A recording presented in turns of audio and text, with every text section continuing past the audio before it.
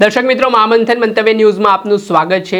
ભાવનગરના ઘોઘા રોડ પર આવેલા ગંગાજળીય વિસ્તારમાં એક કટલરીની દુકાનોમાં તસ્કરનો આતંક સામે આવ્યો છે, જેમાં રાત્રિ દરમિયાન તસ્કરો દ્વારા દુકાનને ટાર્ગેટ કરીને 6000 રૂપિયાની રોકડ રકમ સહિતની વસ્તુઓની ચોરીની ઘટનાને અંજામ આપ્યો છે। મળતી માહિતી મુજબ જે સવારના સમયે ઘોઘા સર્કલ પાસે ગંગાજળીય તળાવ ખાતે આ દુકાન આવેલી છે કટલરીની, ત્યાં દુકાનના તાળા તૂટેલા હતા અને આને લઈને જે ફરિયાદી છે તેમના બાજુમાં રહેનાર જે વેપારી હતા તેમણે ફરિયાદીને જાણ કરી કે તમારા દુકાનના તાળા તૂટેલા છે।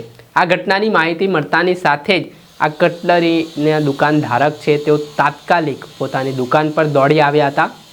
ત્યારબાદ તેમણે તપાસ કરી તો અંદર માલ સામાન વેરવિખેર હાલતમાં પડ્યો હતો ને જે ગલ્લામાં પૈસા પડ્યા હતા તે પણ ચોરી હતા અને આ બાબતને લઈને ચોરીની ઘટના સામે આવ્યા બાદ વેપારીઓ દ્વારા રોષ વ્યક્ત કરવામાં આવ્યો છે।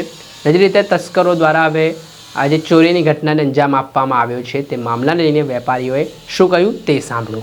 ઓકે, તમારું નામ? રૂપચંદભાઈ। રૂપચંદભાઈ, કઈ જગ્યાએ દુકાન છે? શેની દુકાન? તળાવમાં છે, કટલરીની દુકાન છે। તમારે વહેલી સવારમાં ચોરી થઈ છે, કેટલા પૈસાની ચોરી થઈ છે, કેવી રીતે તમને ખબર છે? મને દુકાનમાં ચોરી થઈ 5-6 હજાર રૂપિયાની અંદર, વેપારી લેવાના હતા, પછી ફરાર થઈ ગયા લોકો।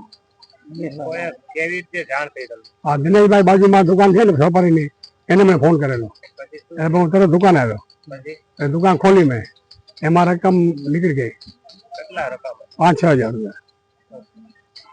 તમારા નામ? દિનેશભાઈ।